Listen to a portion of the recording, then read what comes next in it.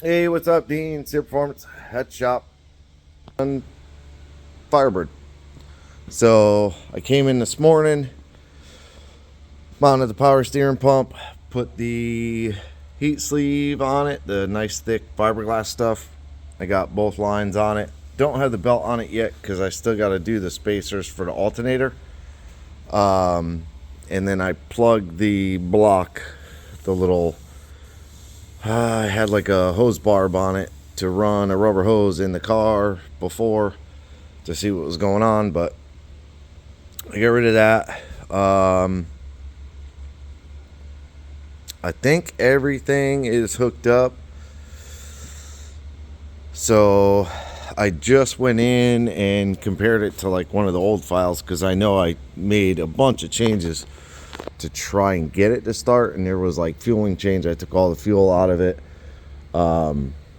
So I changed everything back right now, and I gotta load it into the car. I believe I had the key on. I hooked up the battery. I had to plug the ECU, so everything sounds like it's working. Okay, yeah, I did load it in, so we're online. So cold temp 71, fuel pressure shows 22, which if I remember correct, the fuel pressure is wrong, which it is. And we've got over 40, so that sensor is no good. Probably from the E85 sitting in it. Perfect.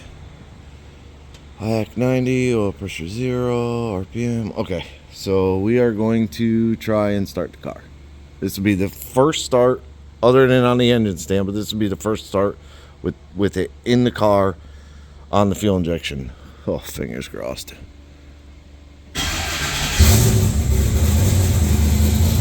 Okay.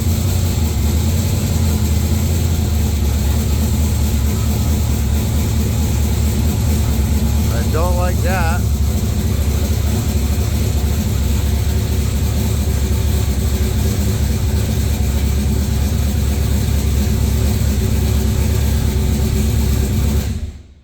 Okay.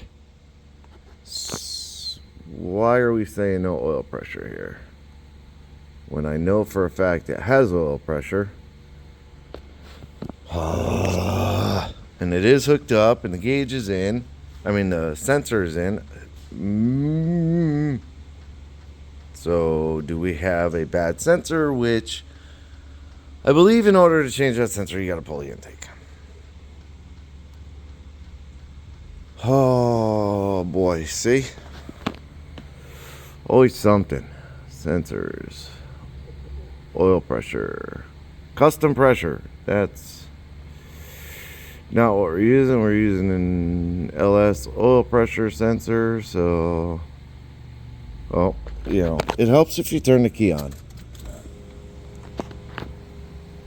Okay. Send. Made changes. We'll do that.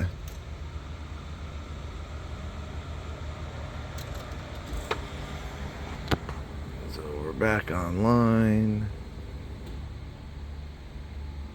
Low error.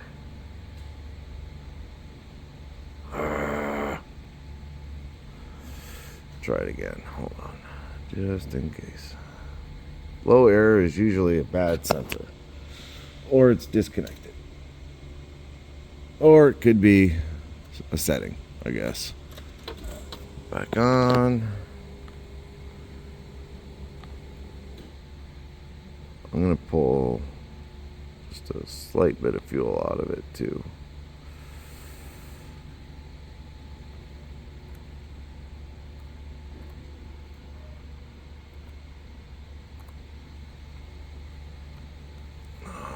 Gauges, low error.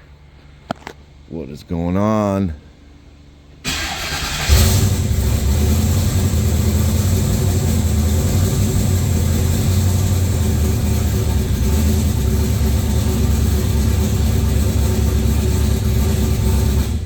Okay, low error is usually a bad sensor.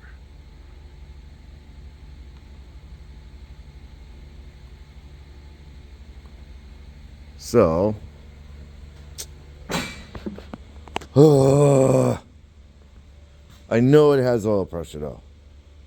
I know for a fact it has oil pressure because with the gauge and so with just a dial gauge and that gauge, it's on my run stand, it showed oil pressure.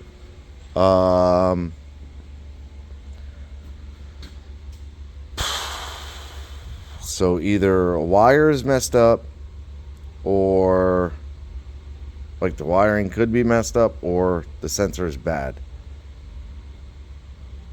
And I believe that is a brand new sensor. Let me see if I can reach my hand back there and get a hold of the sensor. I don't think I can. I might be able to, but let me just check. Yeah, I cannot reach my hand back there,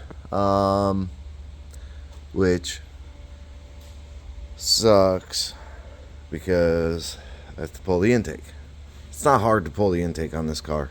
Unplug the injector harness, disconnect the fuel line, throttle cable, map sensor, vacuum hose, a couple things up here, disconnect this tube, and then just unbolt it and take it off. It's not hard.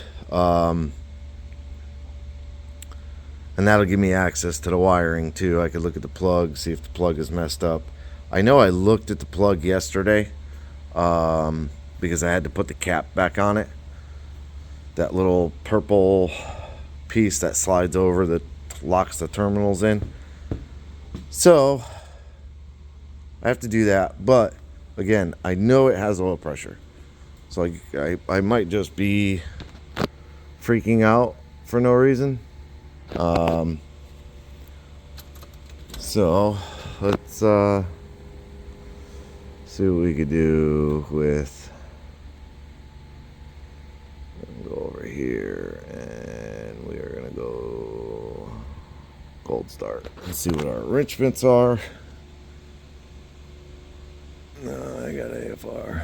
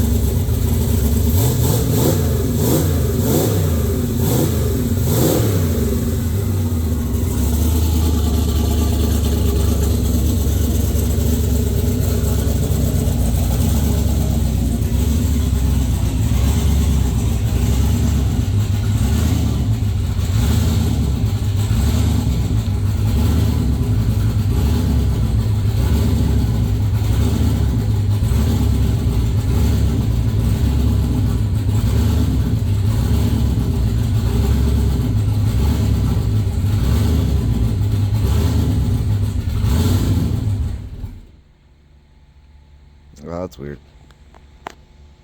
Yup.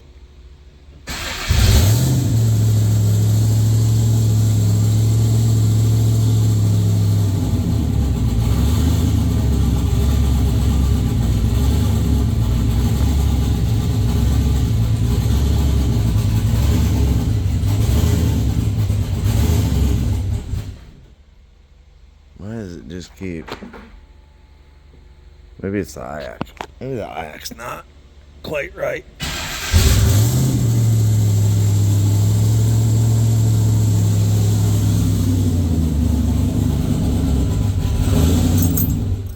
Yep. Oh boy. Oh boy.